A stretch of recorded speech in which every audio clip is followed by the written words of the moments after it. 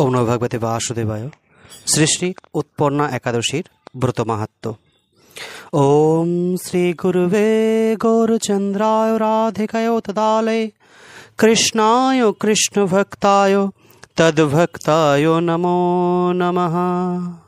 ওম নমো ভগবতে বাসুদেবায়। অর্জুন বললেন যে, হে দেব, অগ্রহায়ণের পুণ্য প্রদায়িনী কৃষ্ণপক্ষের একাদশীকে কেন উৎপন্না বলা হয় এবং কী জন্যই বা এই একাদশী পরম পবিত্র ও দেবতাদের প্রিয় তা জানতে ইচ্ছে করি। আপনি কৃপা করে তা আমাকে বলুন। এর উত্তরে শ্রী ভগবান বললেন যে, হে পার্থ,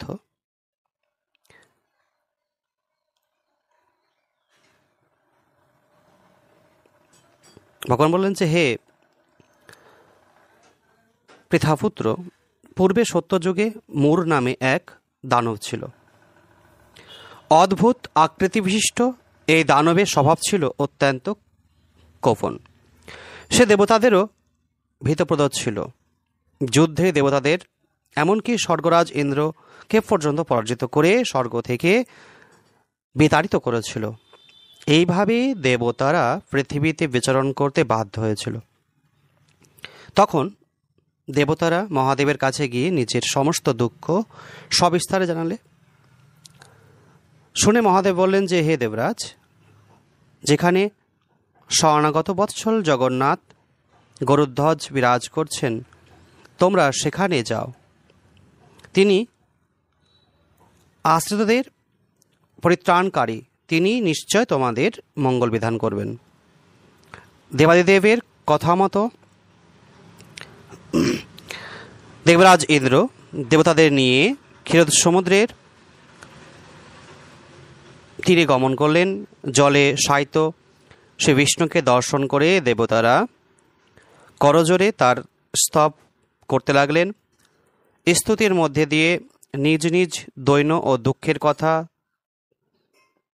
তারা ভগবানকে জানালেন। ইন্দ্রের কথা শুনে ভগবান নারায়ণ বললেন যে, ইন্দ্র, সেই মূর দানব কীরকম, সে কেমন শক্তিশালী তা আমায় বলো।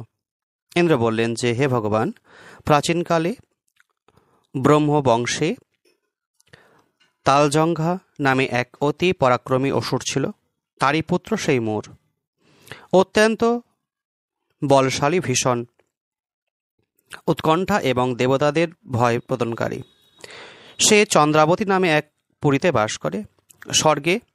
স্বর্গ থেকে আমাদের বিতাড়িত করে তার স্বজাতি কাউকে রাজা, কাউকে অন্যান্য দিকপাল রূপে প্রতিষ্ঠা করেছে। সেখানে দেবলোক সম্পন্ন অধিকার করেছে। তার প্রবল প্রতাপে আমরা আজ পৃথিবীতে বিচরণ করছি। ইন্দ্রের কথা শুনে ভগবান দেবদ্রোহীদের প্রতি অত্যন্ত ক্রোধান্বিত হলেন। তিনি দেবতাদের সঙ্গে চন্দ্রাবতীপুরে গেলেন। সেখানে ঋতুরাজ নারায়ণকে দর্শন করে পুণ্য পুণ্য গর্জন করতে লাগলেন। দেবতা ও অসুরের মধ্যে তুমুল যুদ্ধ শুরু হয়ে গেল। যুদ্ধে দেবতারা পরাজিত হয়ে এদিক ওদিক পালিয়ে গেল। তখন যুদ্ধক্ষেত্রে নারায়ণকে একা দেখে সে দানব তাকে দাঁড়াও দাঁড়াও বলতে লাগলো। ভগবানও ক্রোধে গর্জন করলেন, হৃদরাচার দানব, আমার বাহুবল দেখ।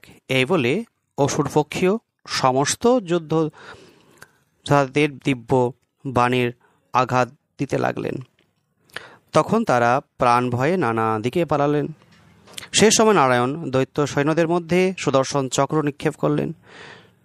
ফলে সমস্ত সৈন্য ধ্বংসপ্রাপ্ত হল। একমাত্র মূর অসুরই জীবিত ছিল। সে অস্ত্র যুদ্ধে নারায়ণকে পরাজিত করল। তখন নারায়ণ দৈত্যের সাথে বাহুযুদ্ধে লিপ্ত হলেন। এইভাবে দৈত্যদের হিসাবে 1000 বছর যুদ্ধ করেও ভগবান তাকে পরাজিত করতে পারলেন না। তখন শ্রীহরি বিশেষ চিন্তান্বিত হয়ে বদ্রিকা আশ্রমে গমন করলেন। সেখানে সিংহাবতী নামে এক গুহা আছে। সেই গুহাটি এক দ্বার বিশিষ্ট এবং 12 যোজন অর্থাৎ 86 মাইল বিস্তৃত। ভগবান বিষ্ণু সেই গুহার মধ্যে শয়ন করলেন। সেই দৈত্য তার পিছন পিছন ধাবিত হয়ে গুহার ভিতর প্রবেশ করল। সে বিষ্ণুকে নিদ্রিত বুঝতে পারল।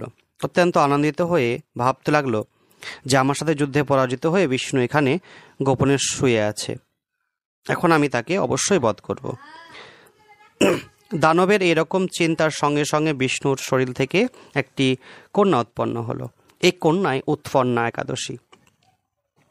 তিনি রূপবতী, সৌভাগ্যশালিনী, দিব্য অস্ত্র শস্ত্রধারিণী এবং বিষ্ণুর তেজভূতা বলে মহাপরাক্রমশালী ছিলেন।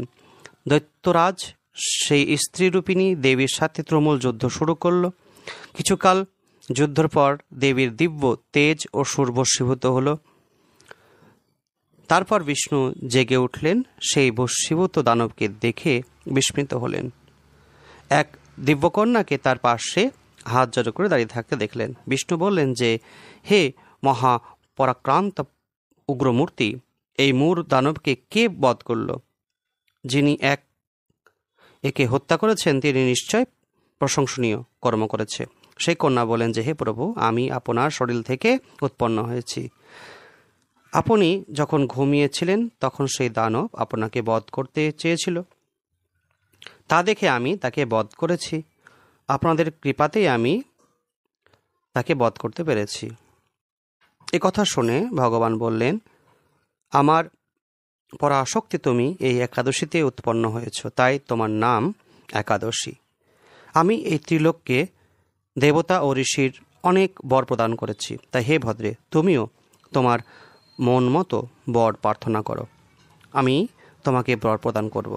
একাদশী বললেন যে, হে দেবেশ, ত্রিভুবনে সর্বত্র আপনার কৃপায় সর্ববিঘ্ন নাশিনী এবং সর্বদায়িনী রূপে যেন পরম পূজ্য হতে পারি, এই বিধান করুন। আপনার প্রতি ভক্তিবশত যারা শ্রদ্ধা সহকারে আমার ব্রত উপোস করবে তাদের সর্বসিদ্ধি লাভ হবে, এই বর প্রদান করুন। বিষ্ণু বললেন যে, হে কল্যাণী, তাই হোক। উৎপন্না নামে প্রসিদ্ধ তোমার ব্রত পালনকারীর সমস্ত ইচ্ছা পূর্ণ হবে। তুমি তাদের সকল মনোবাঞ্ছা পূর্ণ করবে, এতে কোনো সন্দেহ নেই। তোমাকে আমার শক্তি বলে মনে করি, তাই তোমার ব্রত পালনকারী সকল আমারই পূজা করবে।